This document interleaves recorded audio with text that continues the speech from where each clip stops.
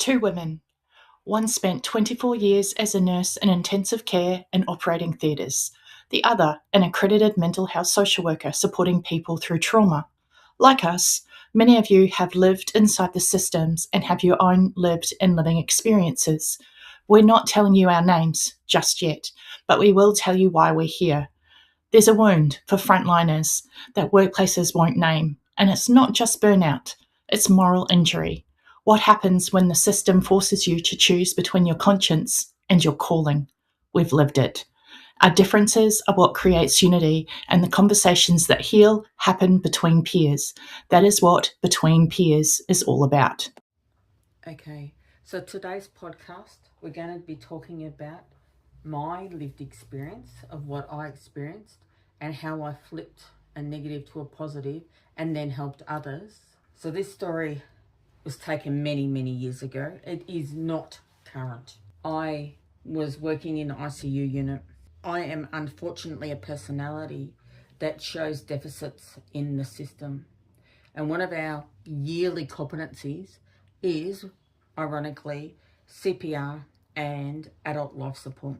During the process, because of a previous early incident weeks beforehand, my assessor chose literally bullying tactics and was trying to fail me on advanced life support assessment criteria. When I had raised it to my CNC, which is my charge nurse of the unit, they turned around and saw what was happening and did try and readdress it with the educator. But it was very, very uncomfortable. I really struggled mentally and emotionally trying to be the carer for my ICU patient. But what was worse in this journey of sitting there at the bedside and being assessed was the injustice of it, because I knew I was right and what I had learnt and taught, and they were using this as a scapegoat, basically in hindsight now, ego, and using their ego to turn around and control a narrative. I couldn't continue in this environment, so I chose to leave. And upon leaving, I went to an incredibly challenging ward. So I left ICU for a period of time. I needed to heal because of that trauma. Mm-hmm.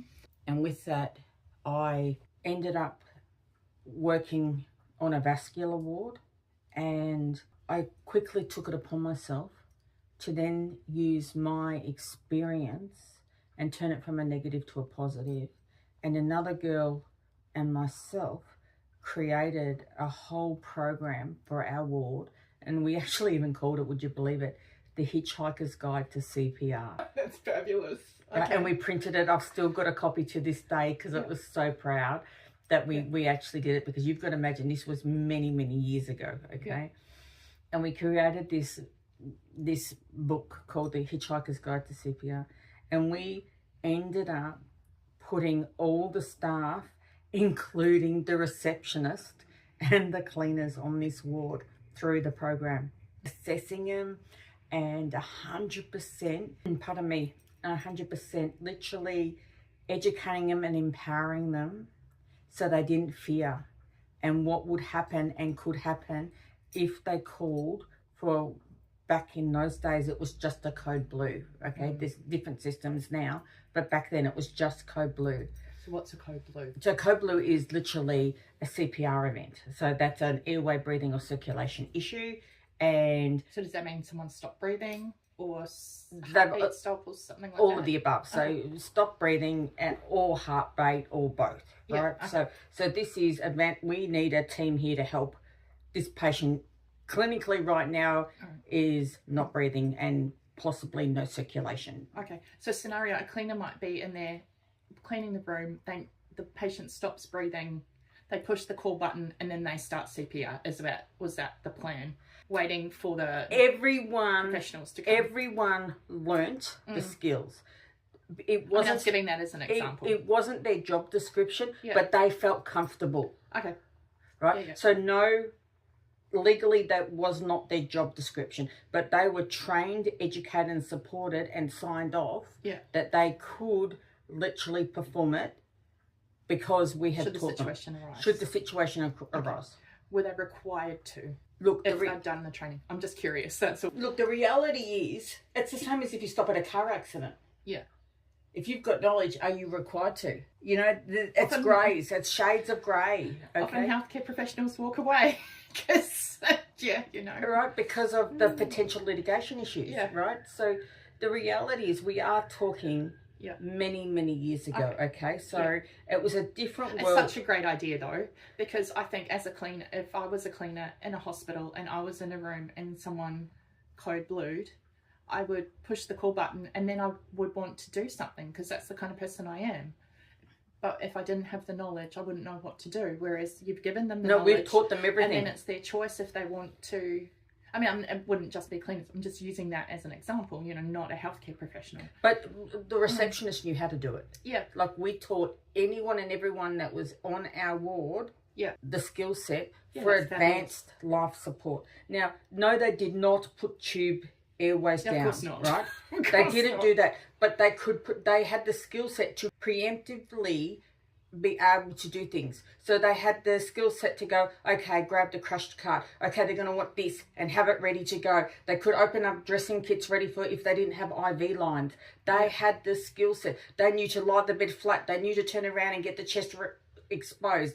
They knew to turn around, draw the curtains around other patients in, they just knew. Yeah, that's right? And they weren't in fear. Yeah. It was automatic. They had gotten past fear and was now just routine automatic. Okay? Yeah. So that's what another nurse and myself had done.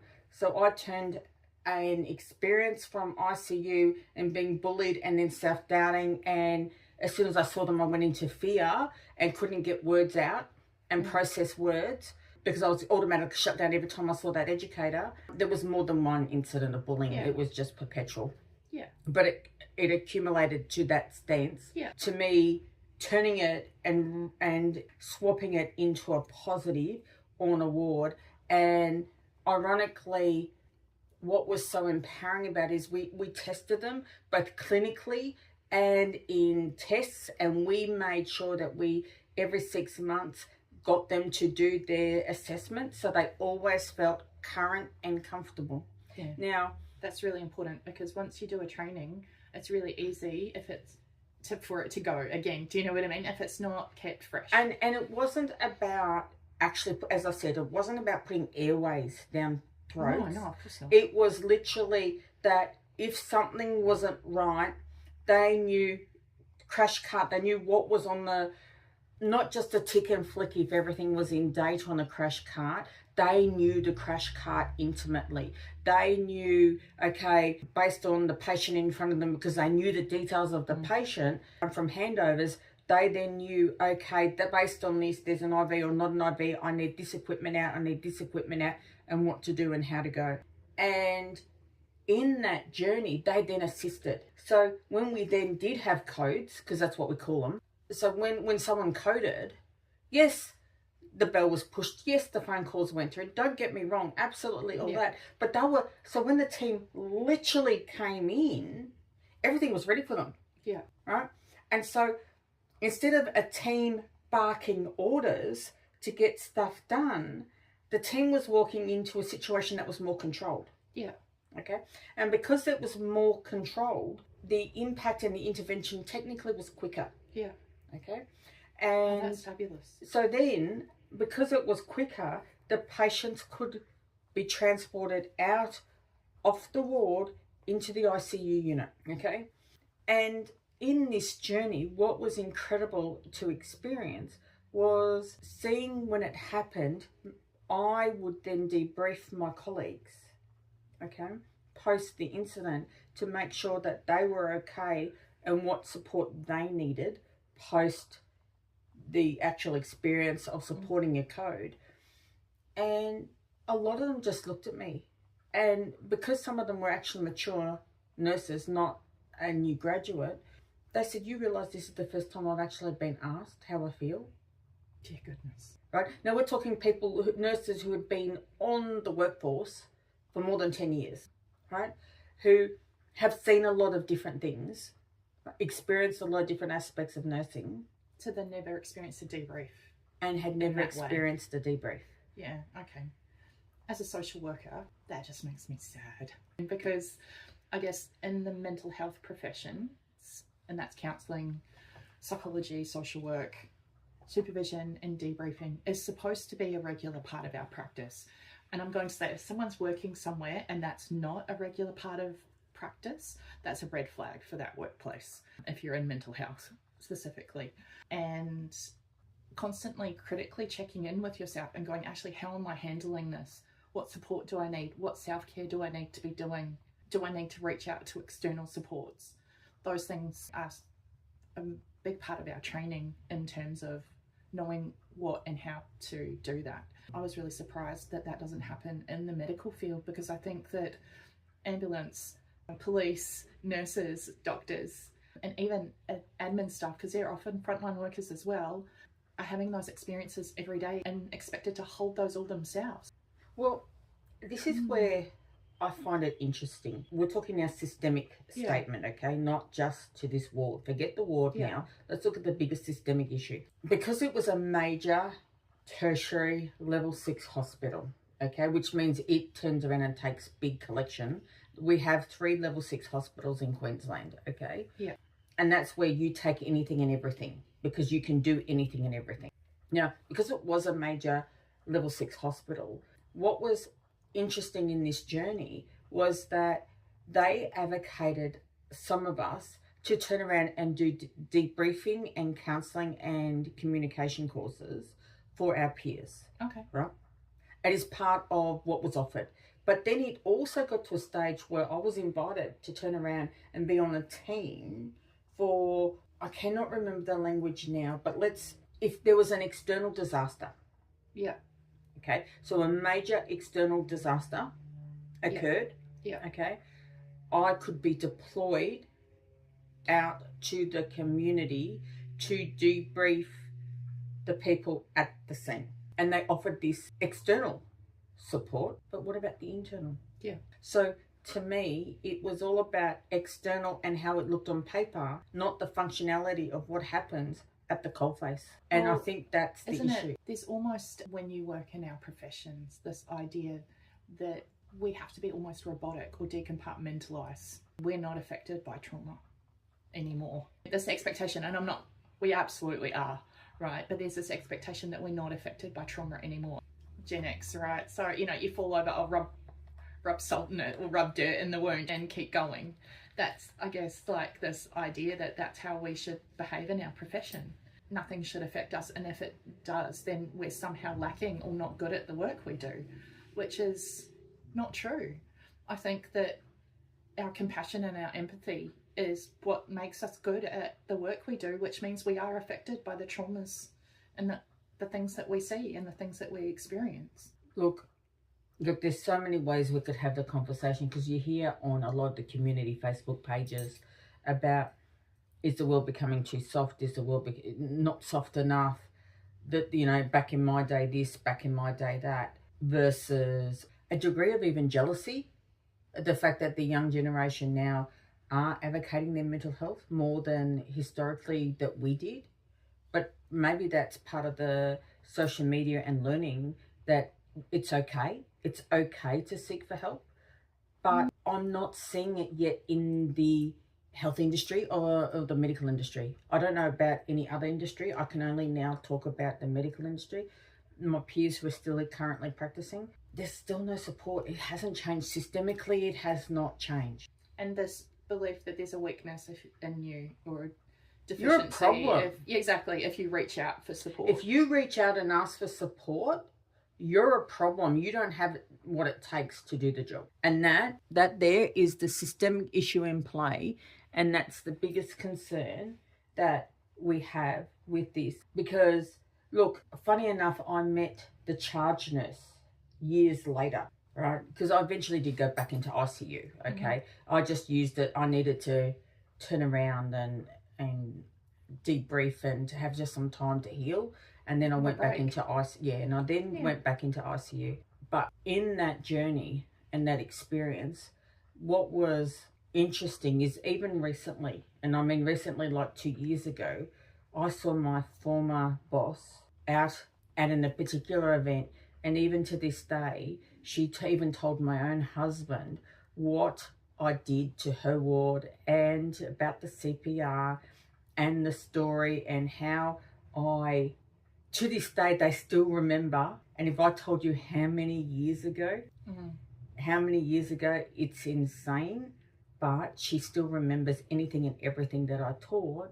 And to this day, the people that she still interacts with as her colleagues, and may not necessarily work under her anymore, but she still has an ear out, to this day still remembers everything that was taught at the time. Now, the other irony of that, because of that experience and because of what I did, because I, unfortunately, as I mentioned earlier, show where systemic flaws are, okay? I don't know anything about that. What?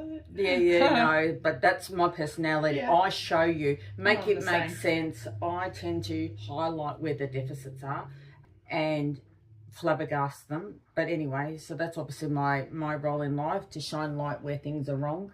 But it then created the new medical system that went through the whole of Queensland. It was the 55 call-out code for the medical alert. Oh, wow. So what had happened, because of what I had done and what I experienced, started a new movement and a new foundation that, because that was only one incident, there was a couple of other incidences that we've talked historically about, the example being when the registrar and the resident wouldn't turn up to attend overnight, then the registrar wouldn't turn up, and I went all the way up to the medical superintendent. That story all happened on this poor ward. But during that period of time of me nursing in that scenario, it created the movement and the shift.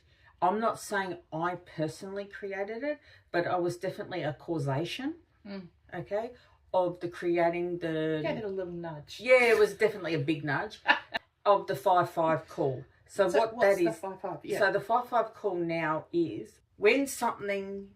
Nurses have spidey senses, okay? And we also have what's called a witching hour. And the witching hour is, if anything's going to go wrong, it's always going to occur between 2 o'clock and 5 o'clock overnight. Rule out, that's exactly when it's going to happen. That's when most people will die historically, or the most admissions will come through emergency department. Like there's just these little statistics that we have. Full moon, we get a bunch of people handing up into the emergency department presenting with, would you believe it, miscarrying? Yeah, there's just certain things that research has found out and discovered that happens. And one of them is that incidences can occur predominantly more between 2 a.m. and 5 a.m. Now, that's when we have the least staff on. Yeah. Naturally, right? Because the patients in theory should be asleep. So in this journey, we ended up creating the 5-5, which, as I, in a roundabout way, was getting back to, was when you know something's not right, you've just got that spotty sense of the gut intuition, right? Yeah. That something's not right. The obs still look normal. Yeah. Everything still looks normal, but you know something is happening and deteriorating, and you don't have the clinical capacity to turn around and work out exactly how it is, because in theory, as an individual data point entry, it just looks like they're resting or sleeping or something. It does not look like there is a crisis occurring. Yeah. And I knew, right? I knew something was wrong. God bless intuition. And many a times I called and made them eventually turn up. And it was me through my former ICU nursing at that time, because I was in between, former ICU experience, creating and demanding attention, that these patients did end up in ICU. They did survive, but their body was coping as bodies do until it fatigued and couldn't cope anymore. So I was preemptively that half an hour to hour window before they would have coded, right? And so nowadays they have exactly data point entry for nurses and anyone else in the hospitals that turn around, but it has it as a range of information that if the patient's exhibiting X, Y, and Z and X, Y, and Z and X, Y, and Z, call a code, because we'd rather intervene early than try. And that's the 5-5 before they code. Yeah, okay. And it then means better outcomes for the patient, less length of stay to the patient and better outcome. Okay. I think when you talk about that spidey sense, that's something that, you know, I can relate to, I guess, in a completely different way. When someone's talking about, or you do an intake or something like that, and you're learning about someone's mental health, and you know there's something missing. Absolutely. And you know there's something that they've not said, or there's something that's happening for them or whatever, and you know that that's a major piece of the puzzle, but you don't have it yet. So yeah, so the spidey sense is something I think every frontline worker just can identify with, whatever that spidey sense is for them. Absolutely. And whatever it is that they're working with. Absolutely. So that's the story of how I turned a bullying situation and created and helped change a different movement that eventually ended up creating the 5-5, but more importantly, turning my negative into a positive, and then debriefing peers who stated that they had never been debriefed in their whole career. Which shows why you're so passionate about what we're doing now. Absolutely. 100%. But don't forget, remember, this is literally a podcast of two people talking and discussing relevant topics that happen to frontline workers. It is not trauma counselling. If you are having issues, please call Lifeline 13 11 14. Excellent. 13 11 14. And on that note, we'll see you in the next one.